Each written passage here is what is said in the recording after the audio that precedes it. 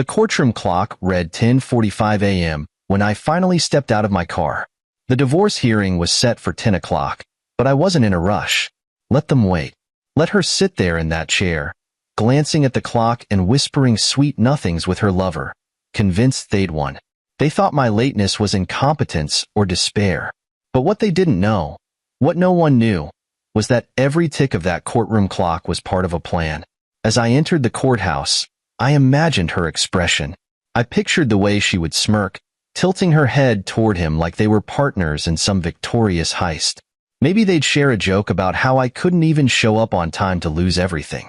I could hear her laughing in my head, that same laugh that used to sound like music before I knew what it really hid. This wasn't just about losing a wife. No, this was about losing the woman I had spent a decade building a life with, only to find out she'd been constructing her exit strategy with another man. A man who sat at my dinner table and shook my hand. I'd been a fool for too long, and I'd spent the last few months making sure I'd never feel like one again. The courthouse doors creaked open, and I stepped into the chaos of legal proceedings. My shoes echoed down the marble hallway, each step steady and deliberate. I wasn't dressed to impress, but I knew the sharp navy suit and polished shoes would send a message. I was here to win, not to grovel. Room 304. I stopped outside the door and took a deep breath. The sounds of murmurs and faint laughter filtered through the heavy wood. Her laughter. It fueled me. I wasn't angry anymore. Anger was a distraction. I was focused, clear-headed, and ready to flip the script. The courtroom went silent the moment I walked in. Heads turned. Hers first. Her smirk faltered just slightly before she caught herself and leaned closer to him, as if his presence could shield her from what was coming. "Nice of you to join us," her lawyer said, his voice dripping with condescension. I ignored him. Instead, I locked eyes with her. She raised an eyebrow, her face a mask of mock concern. "You're late," she said, her tone light but laced with malice. "I know," I replied, my voice calm, almost conversational, "but I wouldn't miss this for the world." I took my seat at the table, placing my briefcase beside me with a deliberate motion. Her lover, sitting in the row behind her, gave me a pitying smile. I wanted to laugh. Pity? For me? He had no idea. The judge cleared his throat, signaling for the proceedings to begin. Her lawyer stood, launching into a rehearsed monologue about my supposed inadequacies as a husband, my inability to manage finances, and my general unfitness as a father. It was a performance, and he was good at it. I almost admired his confidence, but I didn't react. No interruptions, no objections. I sat there, hands folded, nodding occasionally like I was just another spectator. Let them think they had the upper hand. Let them dig their graves a little deeper. When it was my turn to speak, I stood slowly, adjusting my tie. I could feel the tension in the room. All eyes were on me, but mine were on her. "Your Honor," I began, my voice steady, "I'd like to apologize for my tardiness. I had some urgent matters to attend to this morning, matters that will shed light on why we're here today." Her lawyer stiffened, clearly caught off guard. My wife exchanged a quick glance with her lover, a flicker of uncertainty crossing her face. I didn't elaborate. Not yet. Timing was everything. Instead, I turned back to the judge. "But before we proceed, I'd like to ensure that the full context of this case is understood. I have some evidence that I believe will clarify things." The room buzzed with whispers as I reached for my briefcase. I could feel her eyes on me, trying to gauge my next move. The lover shifted uncomfortably in his seat, his smugness beginning to crack. As I placed the first document on the table, I caught her gaze. For the first time in months, I saw something other than contempt in her eyes. It was faint, but it was there. Fear. And that was only the beginning. Let me take you back to where it all began. Or rather, where it all started falling apart. I wasn't looking for signs at first. Why would I? Trust was a given, a cornerstone of our life together. But trust, as I've learned, is only as strong as the person holding it. And she let it slip through her fingers. It started with the little things. You know how they say hindsight is 20/20? Well, in hindsight, it was all there, glaring at me like a neon sign. The late nights at work. The The sudden enthusiasm for gym classes she never used to care about. The way her phone was always face down on the table. But at the time, I shrugged it off. We all need our space, right? The first real crack came during our anniversary dinner. I had planned everything, a quiet, candlelit evening at her favorite restaurant. But the entire night, her attention was somewhere else. She kept glancing at her phone, smiling at texts she thought I didn't notice. When I asked her if everything was okay, she gave me that dismissive laugh, the one that makes you feel like you're being paranoid for even asking. "I'm just checking something for work," she said, brushing it off. Work. That word became her shield. Whenever I questioned her, it was always work. Extra meetings, last-minute deadlines, team outings. I wanted to believe her. Hell, I did believe her for a while. Then came the day I found the receipt. It was crumpled in the pocket of her coat, an expensive restaurant I knew I hadn't taken her to. I remember holding it in my hand, staring at the date. The same night she said she was stuck at a late meeting. I didn't confront her right away. Something inside me wanted to deny what I already knew. Instead, I started watching. Not obsessively, not at first. Just small things. A quick glance at her phone when it buzzed, a mental note of her excuses. It wasn't long before I saw the pattern. Her work meetings always seemed to coincide with nights her coworker, the ever-charming David, was also working late. And then there was the laugh, the kind of laugh that comes from a shared secret. I heard it the first time they came back from a so-called team-building exercise. She introduced him to me that day, and he had the audacity to shake my hand, looking me in the eye as if he wasn't stealing my life from under me. I wanted to punch him then and there, but I didn't. I played the fool, smiled, even invited him into my home for dinner, thinking maybe I was overreacting. Maybe I was being that jealous husband she always joked about. But the way they looked at each other that night, I knew. The confirmation came 3 weeks later. I followed her after she said she was heading to a networking event. I sat in my car across from a boutique hotel, watching as they walked in together, her arm linked with his. I sat there for 2 hours, gripping the steering wheel so hard my knuckles turned white. When they finally came out, laughing and whispering like teenagers, something inside me snapped. I drove home that night in silence, my mind racing. I wanted to confront her, to scream, to demand answers. But then I thought, why give them the satisfaction of knowing they got to me? That's when I decided. I wasn't going to react. I was going to plan. Over the next few months, I collected everything. Hotel receipts, text message screenshots, even a few photos taken discreetly from a distance. I didn't just want to confront her. I wanted to dismantle the entire facade she had built. And then there was David, her lover. The man who thought he was untouchable. He wasn't just after my wife. He was after my life. I found out he had been whispering in her ear, convincing her to go for everything in the divorce. The house, the savings, custody of our son. He was feeding her this idea that she deserved it all, and that I was just an obstacle in the way of their perfect future. The arrogance of it was almost laughable. They thought they were playing me, but they didn't realize I was no longer a pawn in their game. I was the player, and every move they made was leading them closer to the checkmate I had been planning all along. So, when I walked into that courtroom, late but deliberate, I wasn't just facing my wife and her lover. I was facing two people who had no idea that their perfect little scheme was about to implode. And trust me, I wasn't going to let them off easy. Walking into that courtroom was like stepping onto a stage where every actor thought they knew their lines. Except I had rewritten the script. My wife sat there, her lover a few seats behind her, both of them exuding smug confidence. They thought they were about to watch my life crumble. Little did they know, the only thing falling apart today would be their delusions. Her lawyer stood first. He was a tall, sharp-dressed man with the kind of presence that made you think he could talk his way out of a burning building. His voice was smooth, his tone condescending as he laid out their case. My supposed incompetence, financial irresponsibility, and a host of other exaggerated claims designed to paint me as a man unworthy of anything. My home, my savings, or even my son. I sat there quietly, my face a mask of indifference. Let them pile on the lies. Let the world see their confidence.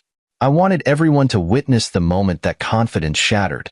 Your Honor, her lawyer concluded, it is evident that my client has endured significant hardship in this marriage, and we respectfully request full custody of the child, the marital home, and alimony to secure her future. Full custody? Alimony? It took everything in me not to laugh out loud. Instead, I let my lawyer, Mr. Grant, handle the formalities. He was a no-nonsense kind of guy, not the type to waste time on theatrics. He stood calmly, adjusted his glasses, and addressed the court with a quiet confidence that silenced the room. Your Honor, Grant began, my client has remained patient and composed throughout these proceedings, despite the baseless accusations leveled against him. However, the time has come to present the truth. And with that, the tide began to turn. Grant handed a thick folder to the judge, filled with the evidence I had spent months collecting. The judge flipped through it, his expression shifting from curiosity to stern disapproval. The photos of my wife and her lover entering the boutique hotel, the text messages, the receipts, it was all there, laid out in black and white. A timeline of betrayal. The courtroom fell silent. Her lawyer stammered, scrambling to object.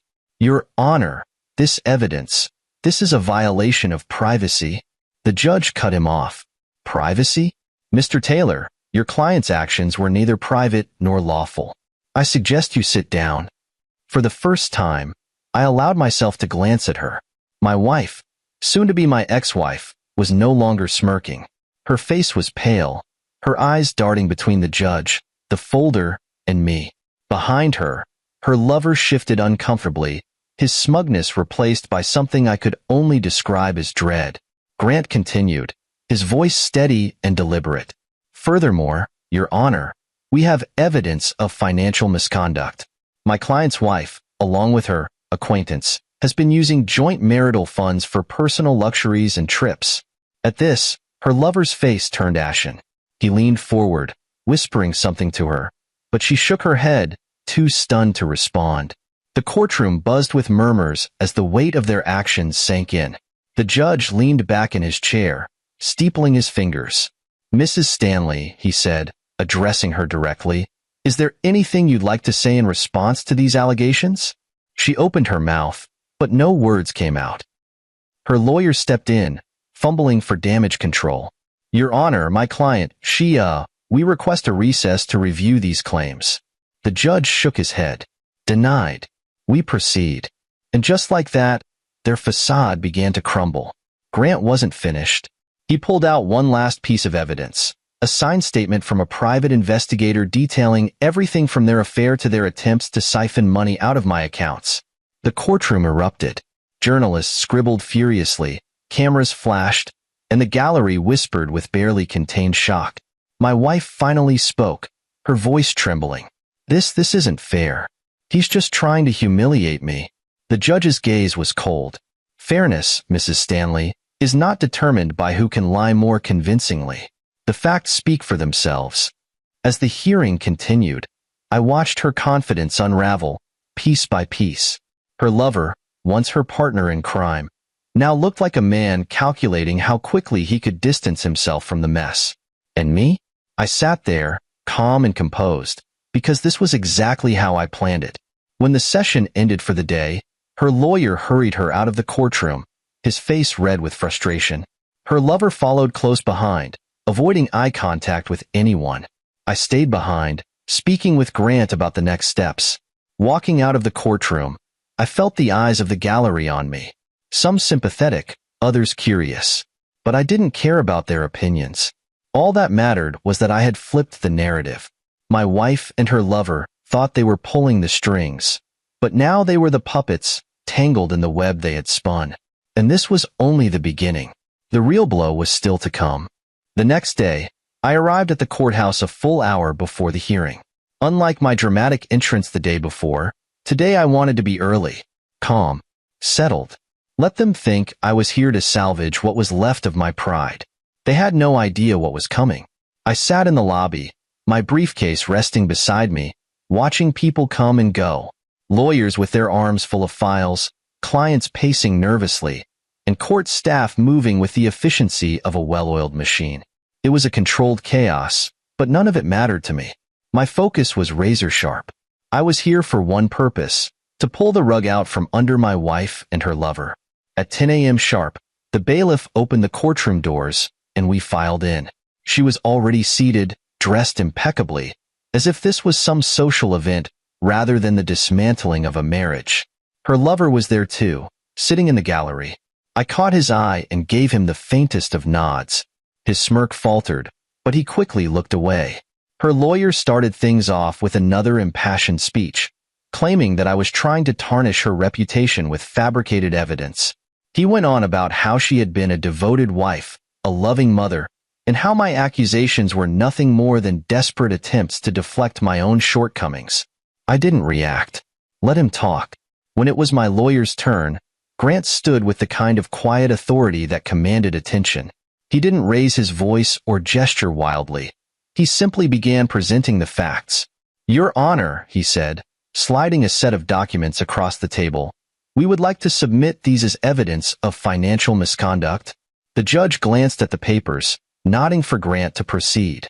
These bank statements show a series of withdrawals made from the couple's joint account over the past 6 months.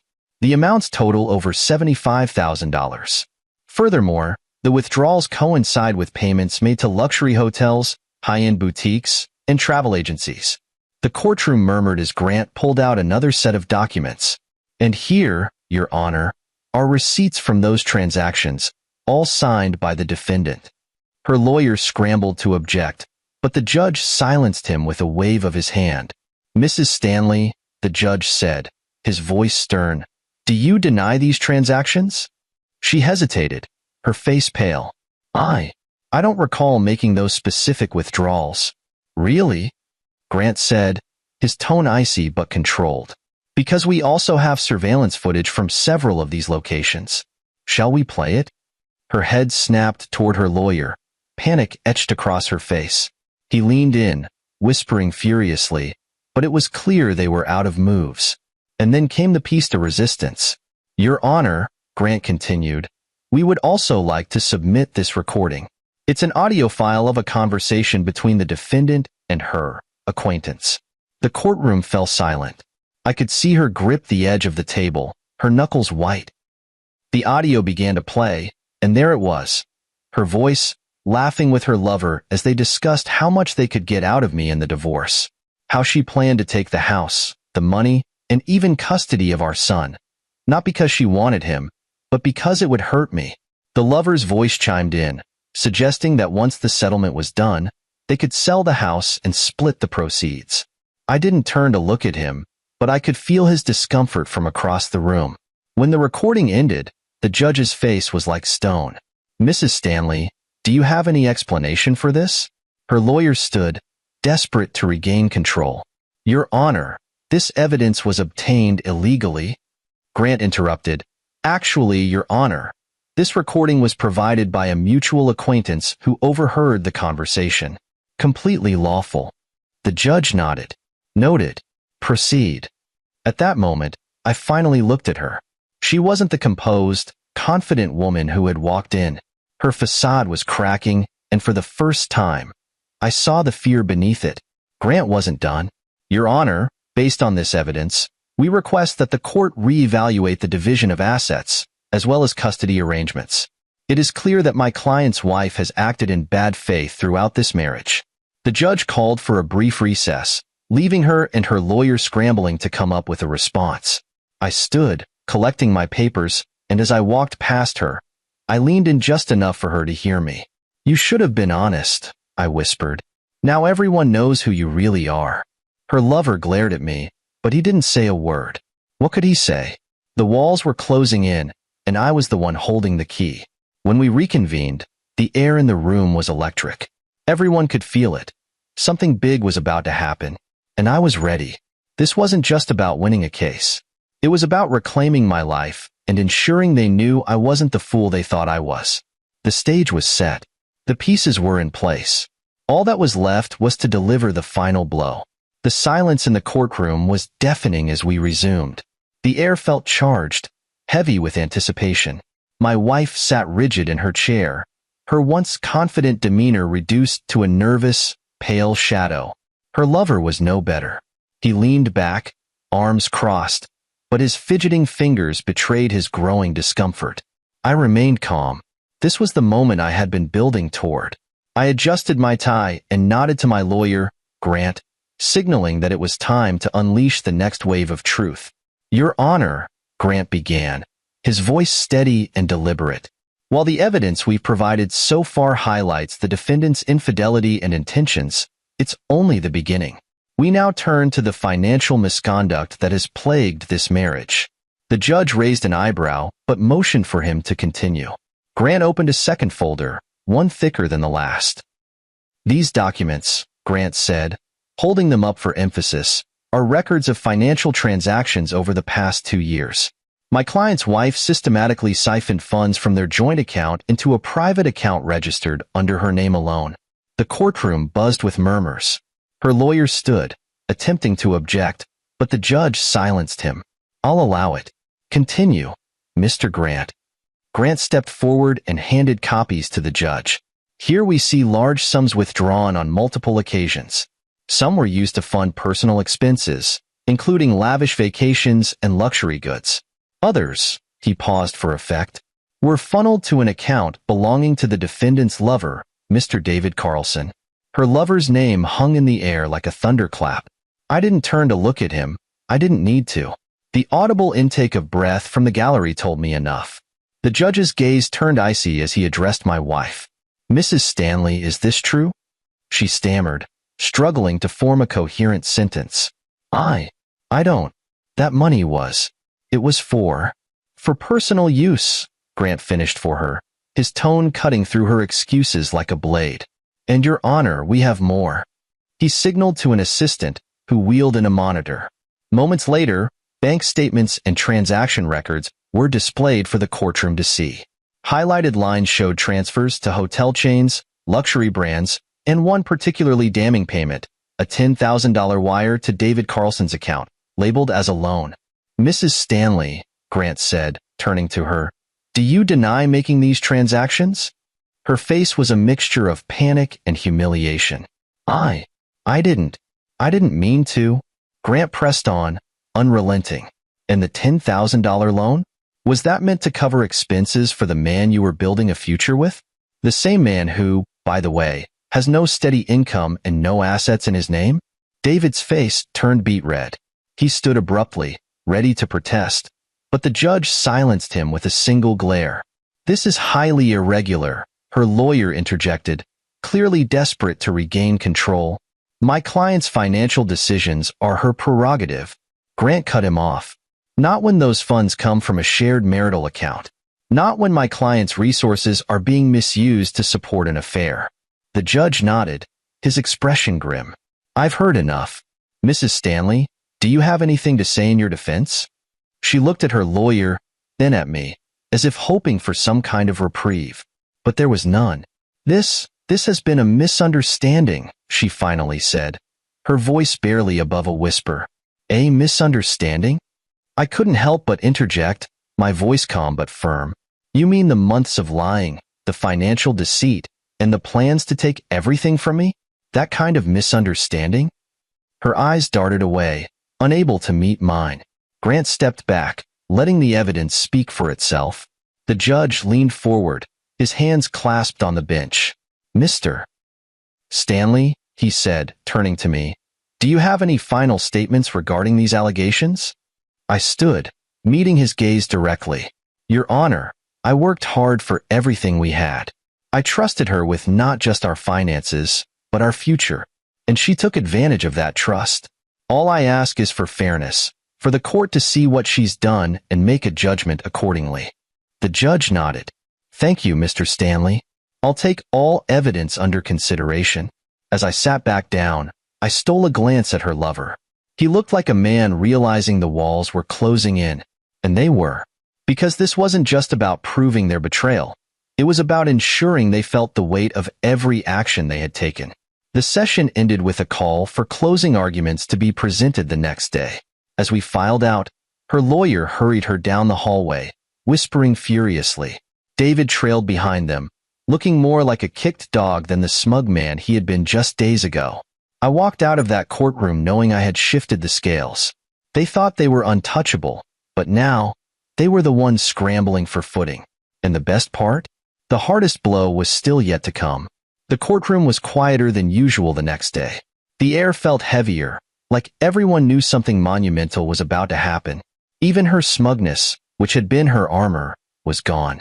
My wife sat in silence, her lover conspicuously absent this time, likely too ashamed to face the fallout. I sat across from her, calm and composed, my focus now entirely on one thing: Donald, our son. He was the only reason I had tolerated her antics for as long as I had. But today, that tolerance ended. Today, I was going to make sure he stayed with me, where he belonged. Her lawyer, still trying to recover from the financial blow we had delivered, shuffled his papers nervously. "Your Honor," he began, "we will now address the matter of custody for the minor child, Donald Stanley." The judge nodded and turned to me. "Mr. Stanley, as the father, do you wish to pursue custody of the child?" I stood, my voice steady but passionate. "Yes, Your Honor. I believe it is in Donald's best interest to remain with me. I have always provided for him, cared for him, and been his primary source of stability. My wife, while his mother, has shown a pattern of neglect and poor judgment." Her lawyer shot to his feet. "Objection, Your Honor. These are baseless accusations."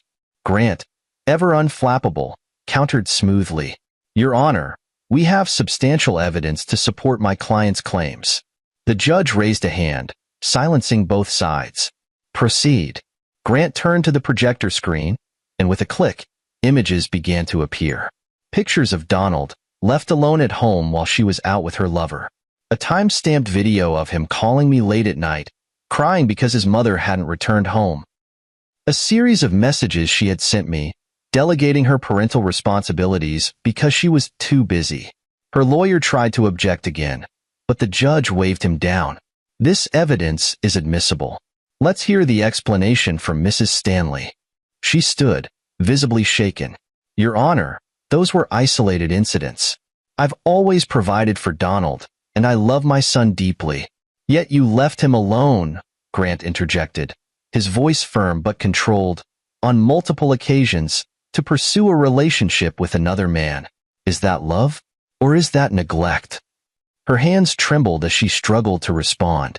I didn't mean. He was safe." Grant didn't let up. "Safe? A crying child, left to fend for himself while you were at hotels with your lover? Is that your definition of safe?" Her shoulders slumped, and for the first time, I saw genuine fear in her eyes. Not fear for her reputation, but fear of losing. The judge leaned forward. "Mr. Stanley, do you have any additional statements?" I stood again, looking directly at him. "Your Honor, my son deserves stability and love. I've been there for him every step of the way. I helped him with his homework, took him to his doctor's appointments, and stayed up with him when he had nightmares. I didn't delegate those responsibilities. I lived them, and I can't stand the thought of him being used as a pawn. This isn't about revenge, Your Honor. It's about what's right for Donald. He needs someone who puts him first, always. And that person is me." The judge nodded thoughtfully, then turned to her. "Mrs. Stanley, your husband has presented compelling evidence of your neglect. Do you have anything to refute his claims?" She opened her mouth but closed it again, shaking her head. Her lawyer whispered something to her, but she didn't respond. Finally, the judge addressed the courtroom. "Custody is the most critical issue in this case. After reviewing the evidence and hearing both parties, I will make my ruling." The tension in the room was palpable. I gripped the edge of the table, my pulse pounding. This was it. Everything I had fought for came down to this moment. "Donald Stanley," the judge began, "will reside with his father, Michael Stanley. Mrs. Stanley will retain visitation rights, pending further evaluation." A wave of relief washed over me.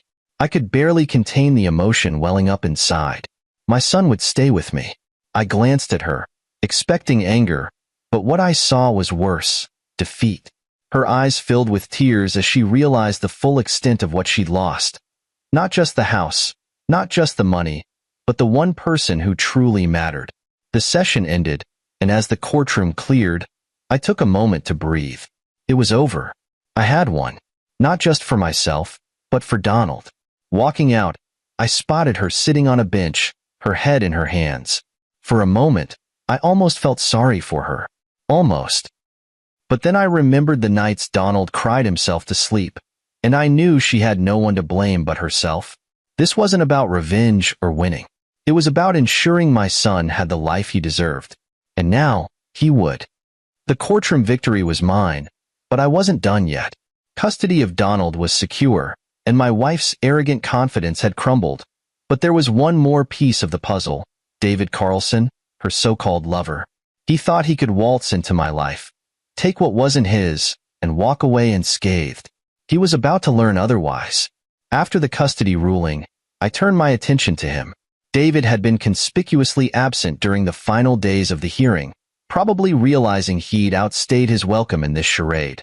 But his absence didn't mean he was out of my reach. You see, while I'd been gathering evidence against my wife, I'd also done some digging into David. What I found wasn't surprising, but it was damning. The man was a fraud, through and through. He had a long history of exploiting people, jumping from one wealthy partner to another, always leaving a trail of financial ruin in his wake. But what made him truly vulnerable was his job, or rather, his former job. David worked in upper management for a mid-sized company, and he had been skimming funds from his employer for years. A few discreet conversations with people in his office, and I had all the proof I needed. I didn't confront him directly. No, that would have been too easy. Instead, I sent an anonymous tip to his employer, complete with copies of the financial records I'd acquired. Within a week, David was fired, escorted out of the building by security while his colleagues whispered and pointed. But I didn't stop there. David, like most opportunists, had a fragile ego. He thrived on appearances, on maintaining an image of success. So I made sure everyone in his social circle knew the truth. Photos of him and my wife at the hotel, details of his affair with a married woman, and even snippets of their recorded conversations found their way to the right people. His reputation, once polished and enviable, was now a source of gossip and ridicule. The final blow came when I exposed the $10,000 my wife had funneled into his account. That money wasn't just proof of their betrayal. It was also a legal liability. My lawyer ensured the authorities were informed, and David was soon facing charges of fraud and embezzlement. I heard through the grapevine that his so-called friends abandoned him, and his landlord served him an eviction notice when he couldn't pay the rent.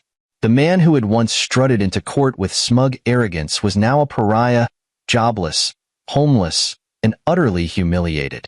I never spoke to David directly throughout all of this. There was no need. My actions spoke louder than any words could. But I did hear about a run-in he had with my wife. Shortly after everything fell apart for him, she had gone to see him, perhaps hoping for some kind of solace or reassurance. Instead, he lashed out at her, blaming her for his downfall. "You ruined my life," he reportedly shouted, as neighbors watched from their windows. "You promised me everything, and now I have nothing." It was almost poetic. The two of them, once so united in their scheming, were now tearing each other apart. I'd like to say I felt some sort of vindication, but honestly, it wasn't about David. It was never about him. He was a symptom, not the disease. My focus was always on rebuilding my life and protecting my son. David's downfall was just a bonus, a reminder that people like him never win in the end. Still, I couldn't help but feel a grim satisfaction knowing he'd finally gotten what he deserved.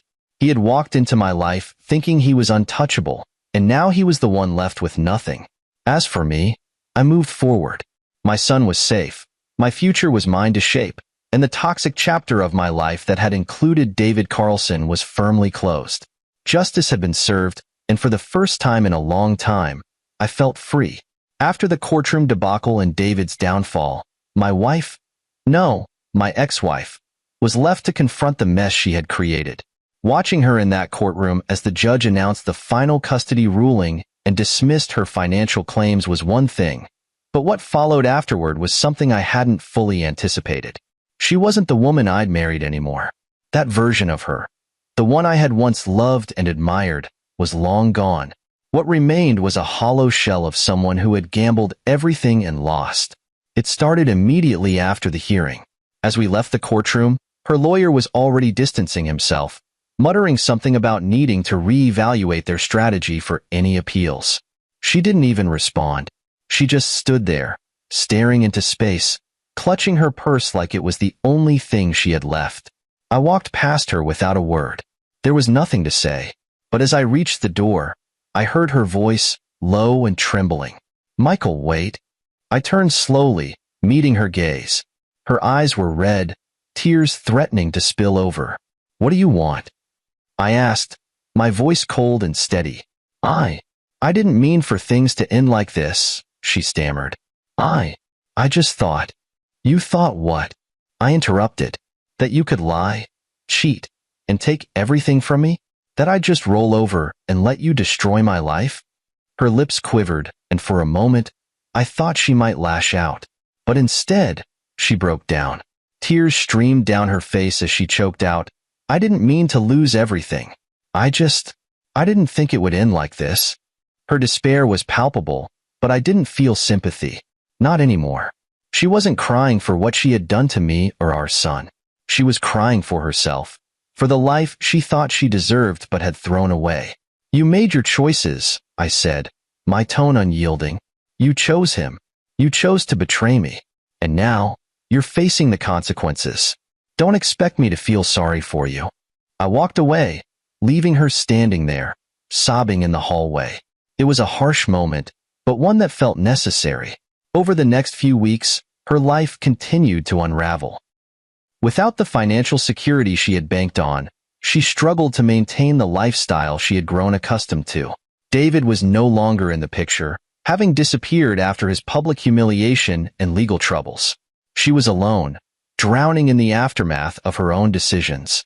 Mutual friends told me she had tried to reach out to them, looking for support, but even they had distanced themselves.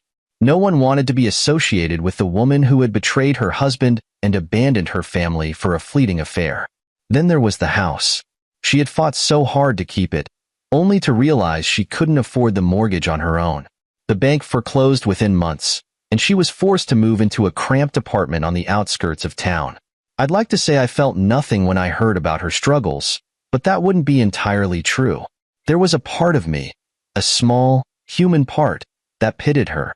But that pity was outweighed by the memory of everything she had done. She reached out to me once, about a month after the hearing.